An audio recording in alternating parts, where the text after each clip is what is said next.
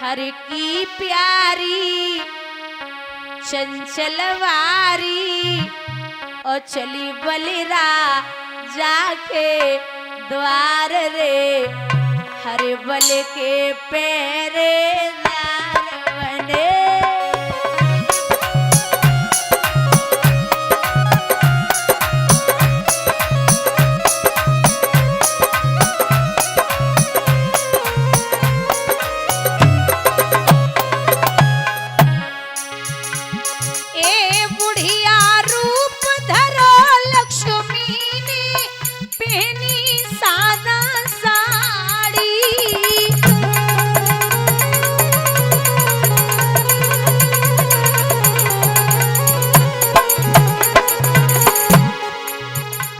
छिपली के घर पे बोली आई बहन तुम्हारी ओ भैया आई बहन तुम्हारी उठी जरा मिलो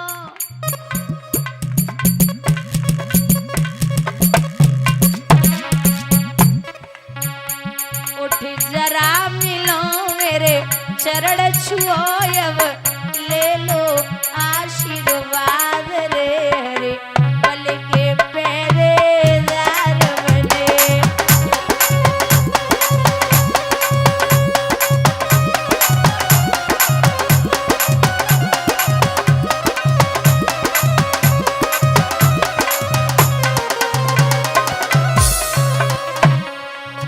राजा बलि हाथ जोड़ के बोले कहां से आई बहना मैंने नाई पहचाने पाई। सो मैया लक्ष्मी बातें बनाए के बोली तू मोको का पहचाने गो तू तो बड़ो आदमी है गयो इंद्र को इंद्रासन मिल गयो। अरे ओ भैया मेरो ब्याह तब है गयो जब तेरो जन्म नाई बहु तू कहां से आई है। तो मैया लक्ष्मी बातें बनाए के बोली दूर देश से आई मेरे भैया उम्र बड़ी है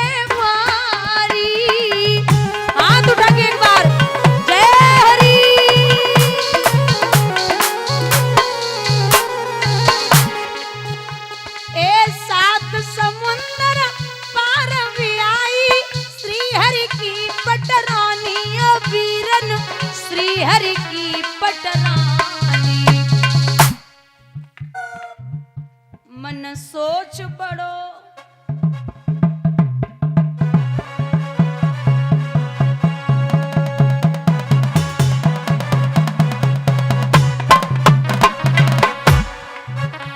मन सोच पड़ो मैं भूल गयो मोए याद दिलाओ आज रे हरे बल के पहरेदार बने।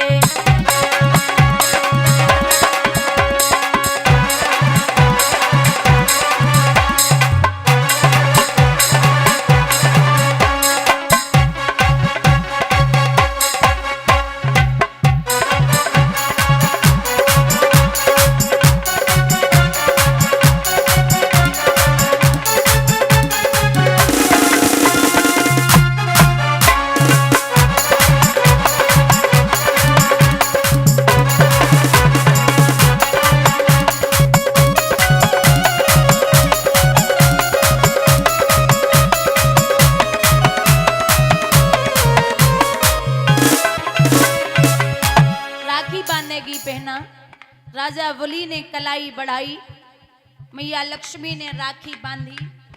राखी बांधवे के बाद में राजा बलि बोले बोल बहना तो को का चाहिए। तो मैया लक्ष्मी बोली सुन भैया ए धन दौलत मको कछु नहीं चाहिए एक बचन देव भारी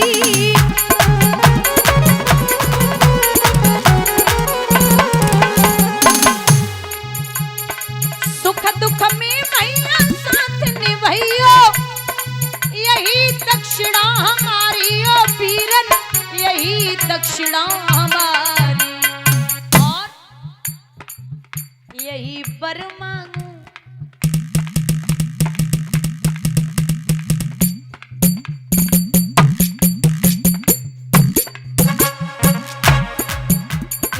पर मांगू पहरेदार मांगू मोए दे दो भैया आज रे हरे पल के पहरे।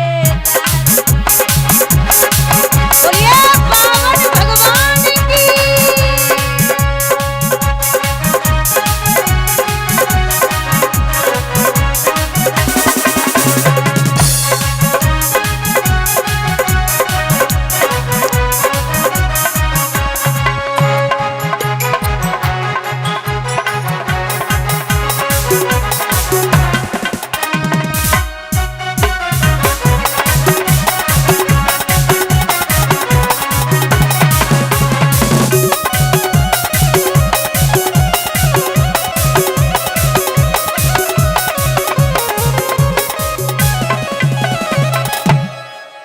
महाराज यहाँ कलाई में राखी बांधी तो बोले हमारे घर पे सब कुछ है, लेकिन जो तुम आया जे पैरा लगा रहे जे हमारे घर पे नहीं, इन्हें आप हमें दे दो। जैसी जब बात सुनी सुविंध्यावती भागी परी और जवाब दियो कि आज लेवे को तो बड़ी जल्दी आई गई, मैंने पिया की पीठ न पाए डारी, कछु सोची नाए बिचारी है, ज्यादा खसमीली बन गई हो वैसे पीर पराई है। बादन कहाँ गई, जादन हमने अपने पति की पीठ को नपाए डालो। बुजुर्गों, राजा वली की एक बिटिया और थी जिसका नाम था रतनमाला। जब उसने भगवान को देखा तो विचार किया कि अगर ऐसा बेटा मेरे पैदा हो जाए तो मैं उसे स्तनपान कराऊंगी। बड़े सुंदर थे प्रभु, लेकिन जैसे नाथ ने विराट रूप लियो और 2 कदम में ब्रह्मांड समाहित कर लियो तो रतनमाला मन ही मन में बोली अगर ऐसो छोरा हमारे पैदा है गयो तो मैं उसे जहर दे के मार दूंगी। यही रतनमाला द्वापुर में आके हुई है पूतना बोली है गोविंद भगवान की। इधर मैया लक्ष्मी सामने खड़ी हैं तो राजा वली ने विनती की माफ करिए, माँ पत्नी है और पत्नी का तो ये कर्तव्य है कि पति पे आंच आए तो व्याकुल हो जाती है, आप ले जाइए। प्रभु ने आशीर्वाद दिया और कहा है कि जब जब हमें याद करोगे राजा तब तब मैं आपको दर्शन देता रहूंगा। इस प्रकार से मां लक्ष्मी लेकर के आई हैं। श्री सूत जी वर्णन करते शौनकादिक ऋषियों,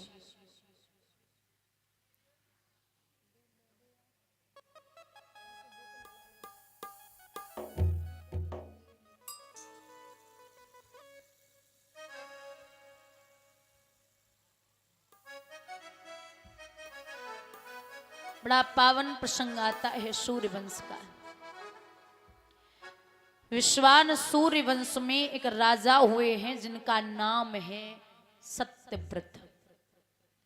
परीक्षित, सत्यव्रत का दूसरा नाम है त्रिशंकु। एक दिन ये सत्यव्रत शिकार खेलने के लिए गए तो इन्होंने क्या देखा है कि एक गाय किसान के अनाज को खा रही और किसान सो रहा है।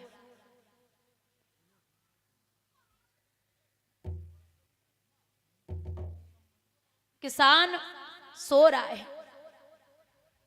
किसान को उठा करके जवाब दिया कि तू पागल है, तू सो रहा है, तेरा अनाज गाय खा रही है। किसान गुस्से में उठा, उसने मैया गाय की पीठ में लाठी मार दी। जैसे ही लाठी लगी तो गाय जमीन पे गिर पड़ी। उसने त्रिशंकु से कहा कि मैंने तेरा कुछ नहीं बिगाड़ा था, तूने मुझे पिटवा दिया। जा, मैं श्राप देती हूं कि तू घर पे जाते ही जाते गधा हो जाएगा। चरणों पे गिर पड़े, मैं पुनः मनुष्य कैसे बनूंगा। तो बोले कि अगर कोई पतिव्रता औरत तेरी पत्नी को छोड़ के, कोई भी पतिव्रता औरत अगर तेरे ऊपर एक लोटा जल चढ़ा दे तो तू पुनः मनुष्य हो सकता है। घर पे आए राजा रानी को ये बात बता ही पाई थी जैसे ही अंदर कदम रखा पुनः राजा गधा बन गए। मैया पूरी अयोध्या नगरी में घूमी, सबने एक एक लोटा जल डाल के अजवाया, लेकिन राजा गधे से मनुष्य नहीं हुआ। काशी नगरिया में पहुंची तो काशी की सभी माताओं ने एक एक लोटा जल डाल के अजवाया, लेकिन माताओं राजा गधे से मनुष्य नहीं हुआ। एक मेहतरानी आई, वह मेहतरानी ने जवाब दियो, बहना अगर तेरी इच्छा हो तो मैं भी एक लोटा जल चढ़ा दूं। अरे बिल्कुल चढ़ाइए। तो मेहतरानी लोटा में पानी लेके जवाब दे रही, सुनो। मनसा वाचा कर्मणा जो मेरो पति में ध्यान, मनसा वाचा कर्मणा जो मेरो पति में ध्यान, तो ये गद्धव आज सो होवे मनुज समान, मेरे भैया होवे मनुज समान। सात दीप नौ खंड में, सात दीप नौ खंड में